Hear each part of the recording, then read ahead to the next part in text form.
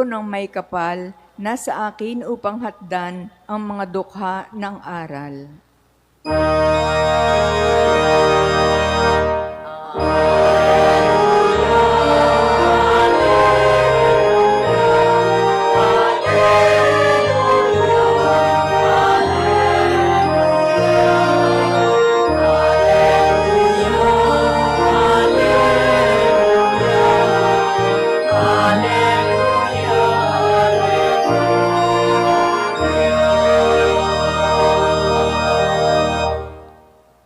Sumainyo ang Panginoon. At sumaiyo rin. Ang mabuting balita ng Panginoon ayon kay San Lucas. Papuri sa iyo, Panginoon.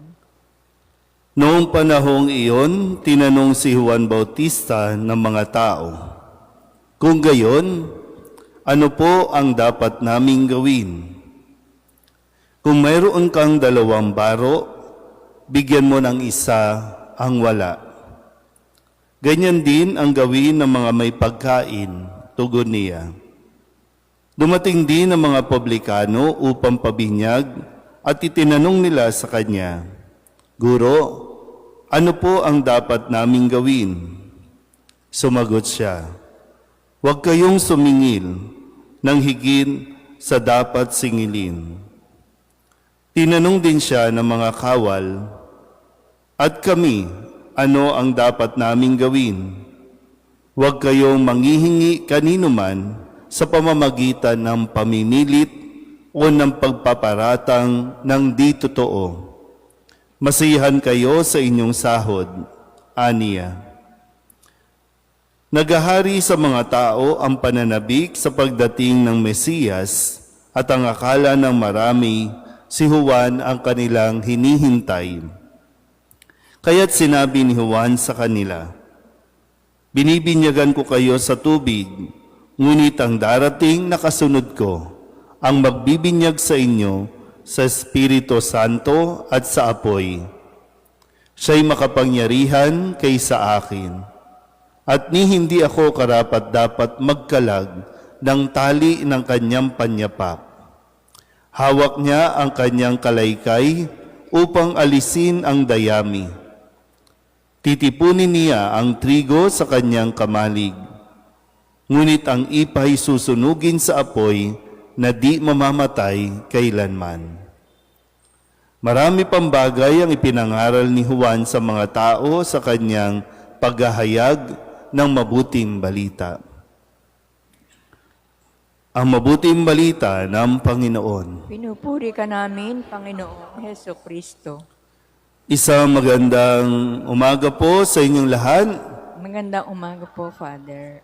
Ngayon po ay 3 linggo sa panahon ng pagdating ng Panginoon at ating na pong nasindihan ang 3 kandila sa ating korona ng Adbyento, ang kulay rosas.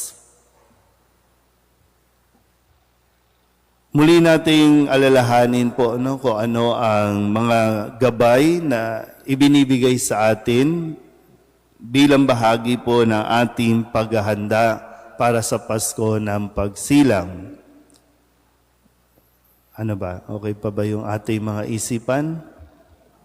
Mabilis na tayong makalimot. Noong unang linggo ng Adbyento, ang sabi sa atin, bantayan natin at matiyak natin na hindi magugol ang ating mga isipan sa mga alalahanin ng mga bagay sa mundong ito. At tiyakin na huwag magumon sa katakawan at paglalasing. Naalala po ba yan? Uy. Ano naman tayo? Usap naman tayo, umaga-umaga eh. Yun po yung mensahe ng ating unang linggo. Nung 2 linggo, ang pinaalala din sa atin kung saan ipinakilala si Juan Bautista at ang kanya pong sinasabi na tayo po ay magsisi sa ating mga kasalanan, talikdan ang mga kasalanan at magbalik loob sa Diyos. Ngayon, nasa 3 linggo tayo. Kamusta po ba? Nakapagkumpisal na ba? Wala pa rin. So, ang punta lang talaga natin ay sana magkaroon ng maraming pera. Kasi malapit na ang Pasko, kailangan ng pera, kailangan ng bago, kailangan ng panghanda, kailangan, ang daming kailangan. Kaya maganda po, ngayong 3 ito, ang tinatanong ng mga tao kay Juan Bautista, ano po ang gagawin namin? Di ba may mga lumapit kay Juan Bautista, ano po ang gagawin namin? Ang 3 kandila ay nagpapaalala sa atin na sa ating paghahanda, kaya nga binalikan natin yung mga mensahe, baka kasi nawawala na naman tayo sa ulirat natin, masyado na naman tayong nagpapaapekto sa mga bagay na wala sa atin at hindi natin nakikita yung kung ano ang mayroon sa atin. Mayroon naman tayo eh. So ano ang dapat nating gawin? Sa lahat ng pagbasa ang ating narinig, ano ang isinisigaw? Magalak tayo. Kaya nga, Gaudete, magalak tayo. Rejoice.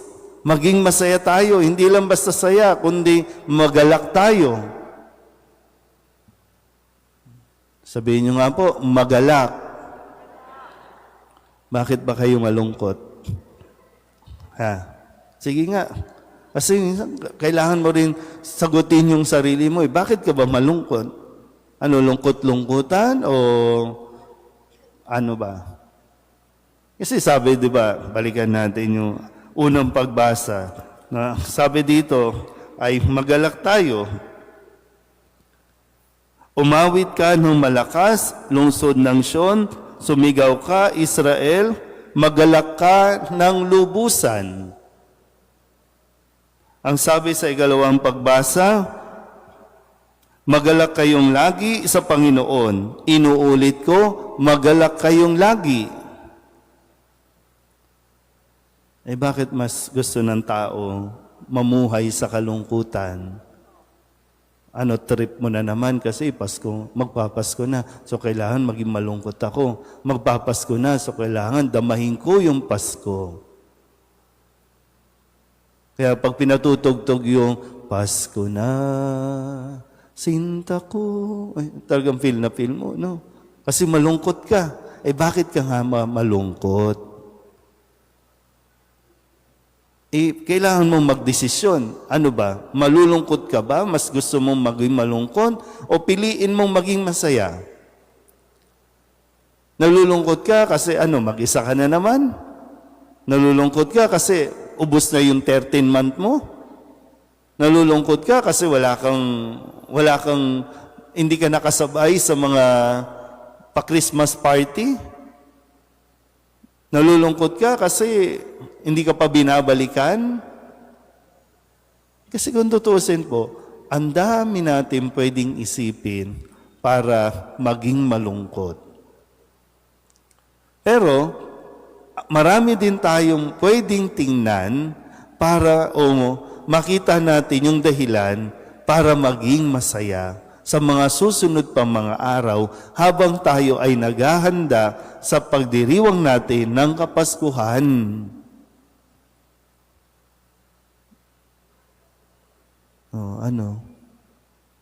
Wala pa rin. Pero nasa sa inyo yan. Pero ang pinapaalala sa atin, maging masaya tayo. Kaya nga sabi sa Ebanghelyo, ano ang dapat namin gawin? Nagpayo si San Juan Bautista, gusto mo ba talaga maging masaya? Kasi ito talaga yung hinahanap ng tao. Kaya nga kung ano-anong pinagbibili, kung saan-saan na pupunta, para maranasan lamang yung saya.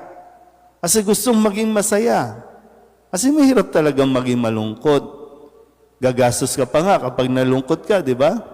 Anong nangyayari kapag ang tao laging malungkot, nagkakaroon ng anxieties, nagkakaroon ng depression, kung mayroon ka ng ganyan, o kailangan mo na ng mental health professional. Magkukonsulta ka pa, papacheck up ka pa. Ano ba ang dapat mong gawin? Given na, o may sakit ka na, ano ang dapat mong gawin? Piliin mong mas maging masaya. Diba sabi dito, may mga ilan po dito, no? Kung meron ka daw damit, kung meron kang dalawa, ang sabi naman, no? Kung meron kang dalawa, ibig sabihin, kung meron kang extra, meron kang sobra, mamigay ka. Kung meron kang pagkain, mamigay ka rin. O ano ang trabaho mo ngayon? Ang sabi, kung ikaw ay maniningil ng buwis, huwag kang sumingil ng labis. Kung ikaw ay kawal, huwag kang mangingikil, huwag kang mamimilit. Kapag ginawa natin ito, talagang mararanasan mo ang saya. Pero mahirap yun. Mahirap po yung lagi kang nakasubaybay sa social media at inaabangan mo kung ano at sino ang magpo-post. Kapag nag-post sila, yun ka na naman, malulungkot ka na naman. Ano ang dapat mong gawin? Mag-sign off ka. Di ba maraming tao na i-stress sa mga nakikita sa social media? Ba't di ka magtanggal ng social media para mas maging masaya ang buhay mo?